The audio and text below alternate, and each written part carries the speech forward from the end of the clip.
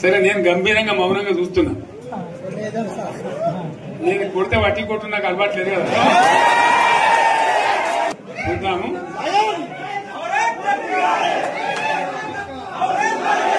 నా రోజులు కానీ అన్నట్టుగా నేను చూస్తా ఉన్నా. కానీ మన వాళ్ళందరూ కూడా ప్రతిపాదిస్తున్న ఏంటంటే, ఒక సంవత్సరం జరిగిపోయింది, సంగమేశ్వర ఆన్నే పన్నది, బసవేశ్వర ఆన్నే పన్నది, పాలమూరు ఉత్పత్తుల పథకం ఆన్నే పన్నది, కాళేశ్వరం అట్లే ఎండబెడుతున్నారు, ఇవన్నీ అన్యాయాలని. కాబట్టి ఫిబ్రవరి నెలాఖరులో ఒక పెద్ద బహిరంగ సభ పెట్టాలి, మీరు కథ చూడాలి అని జరుగుతూ ఉంది. కాబట్టి మీరు కూడా పెద్ద ఎత్తున దయచేసి ఆ సభకు కదిలి రావాలి, చాలా దూరమే ఉండదు. ఆ రకంగా తెలంగాణ శక్తి ఏందో మరొకసారి చూపించి వీళ్ళ మెడలు వంచి ఇప్పుడు సాధించాలి. భవిష్యత్తు కోసం కూడా కొట్టాడకు మనం సిద్ధంగా ఉండాలని తెలియజేసుకుంటూ, పరమేశ్వర్ గారికి అంతటి లోకమంత్రం ఇది. కోటి రూపాయల భూమి ఇప్పుడు 50 లక్షల కాడికి వెళ్ళాడు.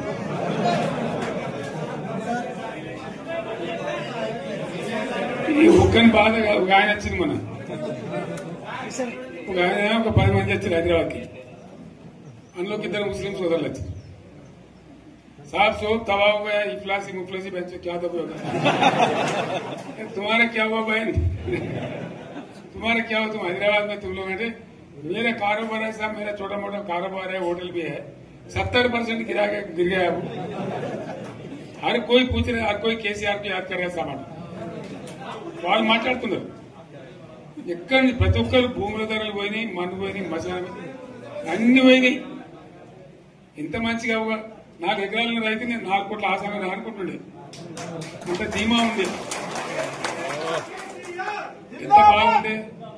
హైదరాబాద్ నుంచి అడిగితే కూడా వచ్చి మనం ఇవ్వకపోదాం భూములు, డిమాండ్ పెరగానని. అంత బ్రహ్మాండంగా మారుమూల ప్రాంతంలో కూడా 40 లక్షలు 50 లక్షలు ఎకరానికి ఉండే. అటువంటిది సగానికి సగం పడిపోయి మొత్తం నాశనం చేసింది. వీళ్ళు ఇట్లే వదిలిపెడితే ఇంకింత నాశనం అవుతుంది. కాబట్టి మనం కొట్లాడాల్సిందే. నేను ఇంకొక మాట మీకు చెప్తా. ఎలక్షన్లలో నేను మస్తుగా చూసిన 50 ఏళ్లలో పార్టీలు గెలితే ఓడితాయి. ఇంత మాయలు ఏడాది లోపలనే కాంగ్రెస్ పార్టీ దొరికితే కొడతామని అన్నంత గొప్పగా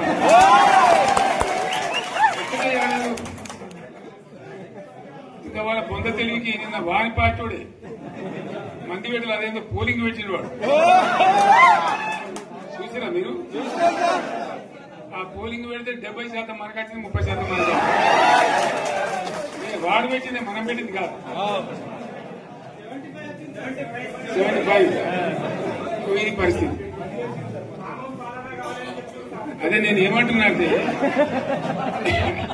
ఫామ్ హౌస్ అంటే ఏముంటది, వారి ఉంటది, మక్కు ఉంటది, అల్లం ఉంటది. కాంగ్రెస్ వాళ్ళు ఎంత మంచి చేస్తే పారబడి తవ్వచ్చు కూడా లంగత. దీన్ని ఫామ్ హౌస్ అని మనం బదనాం చేసి అంతే కదా. నేను ఏమంటున్నా అంటే, అన్ని మబ్బులు వీడిపోయినట్టు ప్రజలకు అన్ని తెలిసిపోతున్నాయి. మంచి ఏంది, చెడ్డ ఏంది, ఏం జరిగింది అన్ని ఇంకా ఘోరమైందని చెప్తున్నా. వీళ్ళ తెలివితక్కువతనానికి ఏమైంది? నిన్న మొన్న రిపోర్ట్ వచ్చింది. Comptroller and auditor general of India అని కాగ్ అంటారు దాన్ని. కాగ్ రిపోర్ట్ వచ్చింది. పోయిన సంవత్సరం మన గవర్నమెంట్ లో వచ్చిన ఆదాయం కంటే 13,000 కోట్ల రూపాయల ఆదాయం తగ్గిపోయింది. ఇంకా మార్చి పోయే వరకల్లా ఇంకో 3-4 కోట్ల అవుతుంది. అంటే 15,000 కోట్ల ఆదాయం పోతుంది. మన గవర్నమెంట్ ఉన్నప్పుడు ప్రతి ఏడాది 15,000 కోట్లు పెంచుకుంటూ పోయినాయి, చెప్పేసుకుంటూ పోయింది. ఏడాది 10 నుంచి 15,000 కోట్ల ఆదాయం పెరిగేది మన టైంలో. అంత జాగ్రత్తగా మనం వ్యవహారం చేస్తాం. ఇలా ఉల్టా 15,000 కోట్లు పడిపోయింది. ఇంకా వాడేమిస్తాడుగా, ఇంకో ఇస్తారా? ఇంకో 4-5 నెలలైతే జీతాలకే కష్టమైంది. దొడ్డు అందరు పెండింగ్ పెట్టి రిటైర్ అయిన దొరుకుతలు పైసలు మీరు చూస్తారు కదా పేపర్లలో. సో ఆ విధంగా రాష్ట్ర ఆర్థిక పరిస్థితిని కూడా దివాలా తీయించారు.